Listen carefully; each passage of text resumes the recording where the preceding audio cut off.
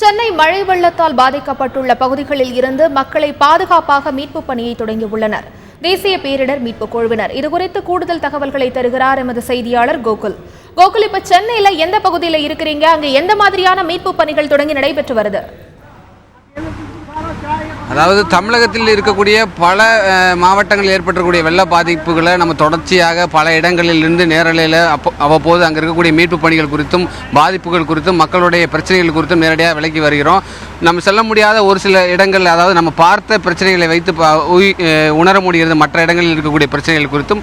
நம்ம இருக்கக்கூடிய பகுதி தற்பொழுது கோட்டூர்புரம் பகுதி. இந்த கோட்டூர்புரம் பகுதி சென்னை மாநகரத்தில் பாதிக்கப்பட்ட பகுதியில் ஒரு முக்கியமான பகுதி, மிக அதிகமாக பாதிக்கப்பட்ட பகுதியில் ஒன்று தான் இந்த கோட்டூர்புரம் பகுதி. நேரடியாக இந்த கோட்டூர்புரம் பகுதியுடைய வெள்ள காட்சிகள் நீங்கள் நேரடியாக பார்க்க முடியும். அதாவது இந்த சாலைகளில் கிடக்கக்கூடிய ஒவ்வொரு வண்டியுமே வெள்ளத்தால் அடித்து செல்லப்பட்ட வண்டிகள். அங்கே ஒரு 3-4 தெருக்களுக்கு முன்னர் இருந்த வண்டிகள் தற்பொழுது சாலைகளில் அடித்து செல்லப்பட்டிருக்கு. எல்லாம் இந்த ஒவ்வொரு கார், பைக் எல்லாத்தையுமே நம்ம நேரடியாக பார்க்க முடிகிறது.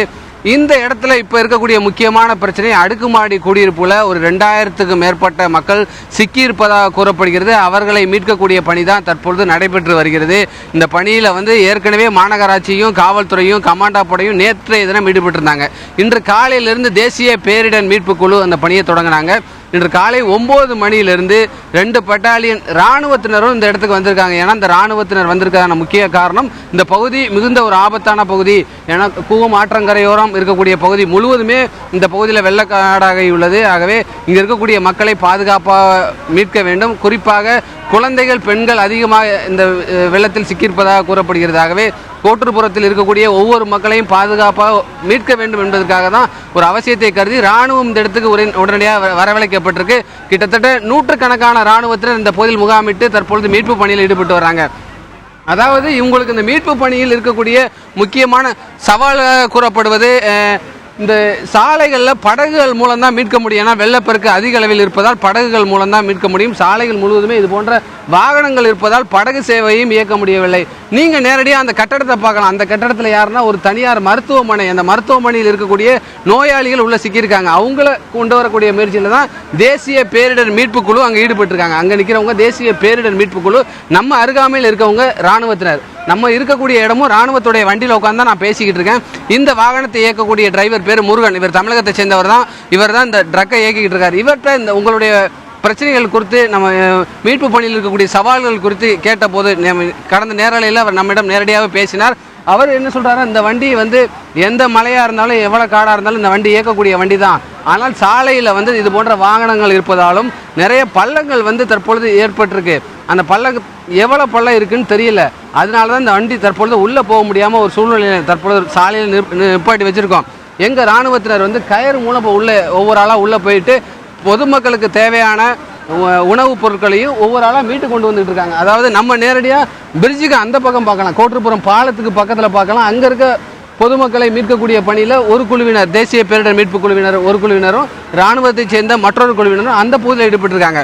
நீங்கள் மற்றொரு காட்சியை பார்த்தா, அந்த கமாண்டோ படை பால் கொண்டு ஒவ்வொரு இடத்துலையும் கொண்டு கொடுத்துட்டு வந்துட்டு இருக்காங்க. அந்த காட்சியை பார்க்கலாம். அதாவது கமாண்டோ படை சிரமத்துக்குள்ளாகி ஒவ்வொரு வீடாக யார் யாரெல்லாம் சிக்கியிருக்கிறார்களோ அவர்கள் பால், அந்த கையில் வச்சிருக்கிறது பால் பாக்கெட்டு, ஒவ்வொரு பால் பாக்கெட்டாக கொண்டு கமாண்டோ படையும் ஒரு சில தொண்டு நிறுவனத்தோட உதவியோடு இந்த வேலைகள் நடந்துகிட்டு இருக்கு.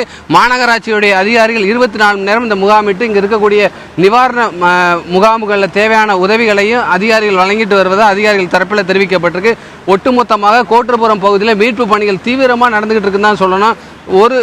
ஒரு வருத்தப்படக்கூடிய ஒரு செய்தி என்னன்னா, தற்பொழுது கோட்டூர்புரம் பகுதியில் மழை தொடங்கியிருக்கு. அந்த மழையால் ஏற்கனவே அதிக அளவில் வெள்ளப்பெருக்கு இருக்கக்கூடிய இந்த கோட்டூர்புரம் பகுதியில் தற்பொழுது மழையால் மீட்பு பணி பாதிப்படையும் என இராணுவத்தினர் கருதுறாங்க. ஏன்னா தற்பொழுது இராணுவத்தினர் அதனால தான் ஓரத்தில் நின்றுக்கிட்டு இருக்காங்க. ஏற்கனவே வெள்ளப்பெருக்கு அதிகமாக இருக்கும்போது ஒவ்வொரு ஆளாக தான் உள்ளே போயிட்டு இருக்கும்போது தற்பொழுது தண்ணீருடைய வேகம் அதிகரிச்சிருக்கு.